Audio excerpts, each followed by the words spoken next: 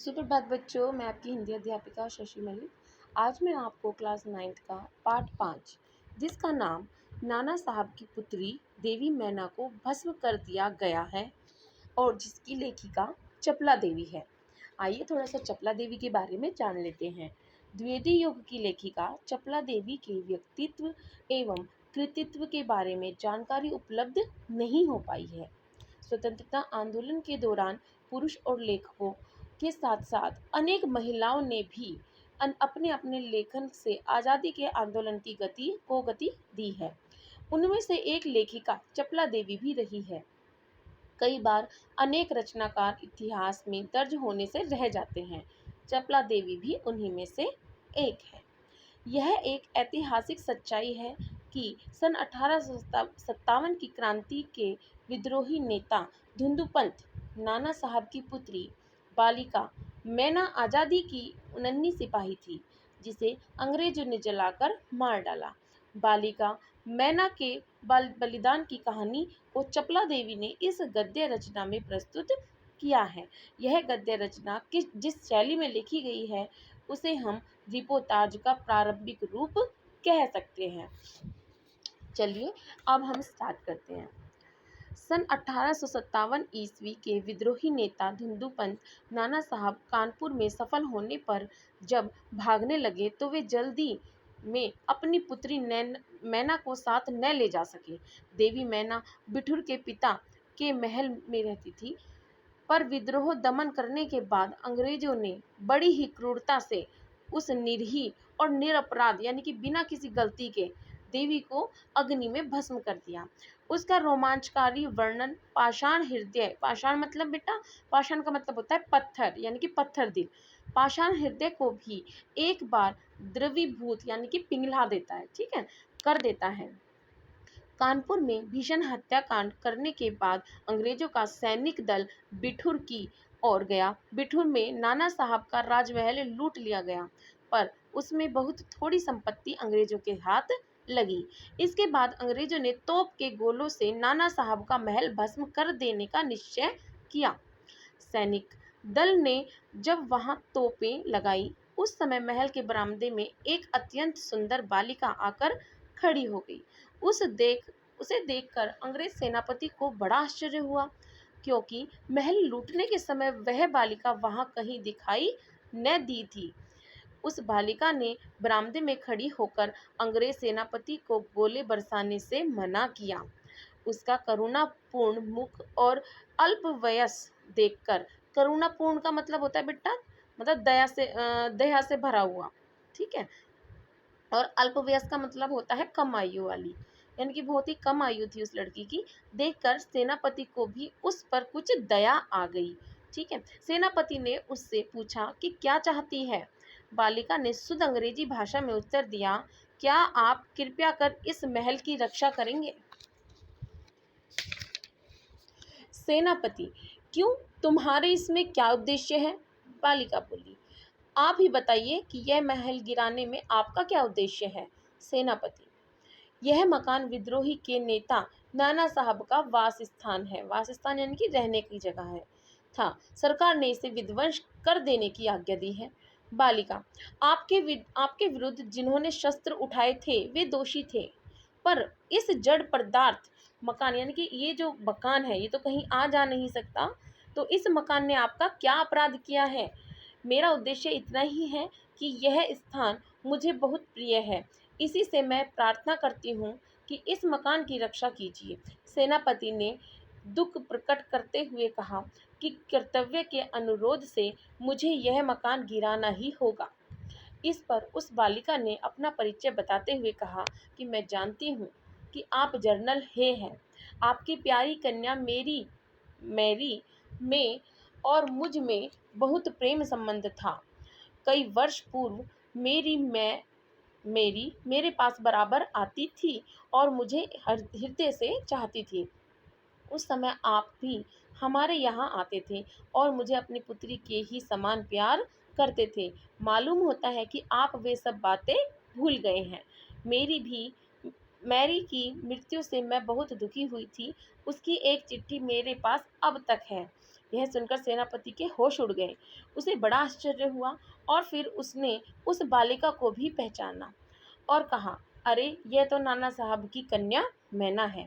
सेनापति हे कुछ क्षण ठहरकर बोले, हाँ मैंने तुम्हें पहचाना कि तुम मेरी पुत्री मेरी की सहचरी हो, किंतु मैं जिस सरकार का नौकर हूँ उसकी आज्ञा नहीं टाल सकता, तो मैं भी तुम्हारी रक्षा का प्रयत्न करूंगा।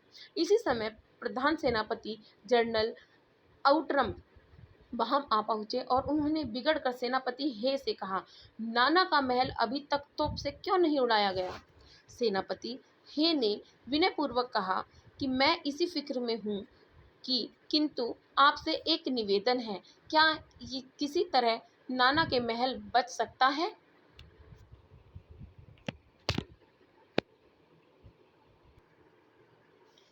आहुट्रम गवर्नर जनरल की आज्ञा के बिना यह संभव नहीं है।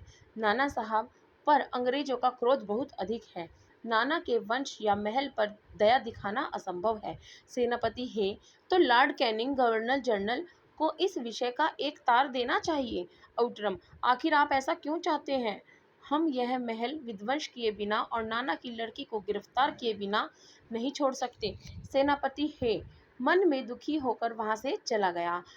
इसके बाद जनरल आउटरम ने नाना का महल फिर घेर लिया। महल का फाटक तोड़कर अंग्रेज सिपाही भीतर घुस गए और मैना को खोजने लगे, किंतु आश्चर्य है कि सारे महल का कोना कोना खोज डाला पर मैना का पता नहीं लगा। उसी दिन संध्या समय लॉर्ड कैनिंग का एक तार आया जिसका आशय इस प्रकार था, लंदन के मंत्रिमंडल का यह मत है कि नाना का स्मृति चिन्ह तक मिटा दिया जाए, इसलिए वहां की आज्ञा के विरुद्ध कुछ नहीं हो सकता। उसी क्षण क्रूर जनरल आउटरम की आज्ञा से नाना साहब के सुविशाल राज मंदिर पर तोप के गोले बरसने लगे। घंटे भर में वह महल मिट्टी में मिला दिया गया। उस समय लंदन के सुप्रसिद्ध टाइम्स पत्र में 6 सितंबर को यह एक लेख में लिखा गया, बड़े दुख का विषय है कि भारत सरकार आज तक उस दुर्दांत नाना साहब को नहीं पकड़ सकी जिस पर समस्त अंग्रेज जाति की भीषण क्रोध है। जब तक हम लोगों के शरीर में रक्त रहेगा तब तक कानपुर के अंग्रेजों के हत्याकांड का बदला लेना हम लोग न भूलेंगे। इस दिन पार्लियामेंट की हाउस ऑफ लॉर्ड्स सभा के सर टॉमस हे की एक रिपोर्ट पर बड़ी हंसी हुई, जिसमें सर हे ने नाना की कन्या पर दया दिखाने की बात लिखी थी। हे के लिए निश्चय ही यह कलंक की बात थी। जिस नाना ने अंग्रेज नर नारियों का संहार किया, उसकी कन्या के लिए क्षमा, अपना सारा जीवन युद्ध के में बिताकर अंत में वृद्धावस्था में सर टॉमस हे एक मामूली महाराष्ट्र बालिका के सौंदर्य पर मोहित होकर अपना कर्तव्य ही भूल गए। हमारे मत से नाना के पुत्र, कन्या तथा अन्य कोई भी संबंधी जहाँ कहीं मिले मार डाला जाए। नाना की जिस कन्या से हे का प्रेमालाप हुआ है उसको उन्हीं के सामने फांसी पर लटका देना चाहिए। सन 57 के सितंबर मास में अर्धरात्रि के समय चांदनी में एक बालिका स्वच्छ उज्ज्वल वस्त्र पहने हुए नाना साहब के भगन वशिष्ठ प्रसाद के ढेर पर बैठी रो रही थी। पास ही जनरल आउटरम की सेना भी ठहरी थी। कुछ सैनिक रात्रि के समय रोने की आवाज़ सुनकर वहां आए। बालिका केवल रो रही थी, सैनिकों के प्रश्न का कोई उत्तर नहीं देती थी। इसके बाद कराल रूपधारी जनरल आउटरम भी वहां पहुंच गया। वह उसे तुरंत पहचान कर बोला, ओह यह नाना की लड़की मैना है। पर वह बालिका किसी और न देखती थी और न अपने चारों ओर सैनिकों को देखकर जरा भी डरती। जनरल आउटरम ने आगे बढ़कर कहा, अंग्रेज सरकार की आज्ञा से मैंने तुम्हें गिरफ्तार किया। मैना उसके मुंह की ओर देखकर आर्त स्वर का मतलब होता है बेटा दुख भरे स्वर से, यानी कि दुखी होकर दुख भरे स्वर से बोली, मुझे कुछ समय दीजिए जिसमें आज मैं यहाँ भी भरकर रो लूं।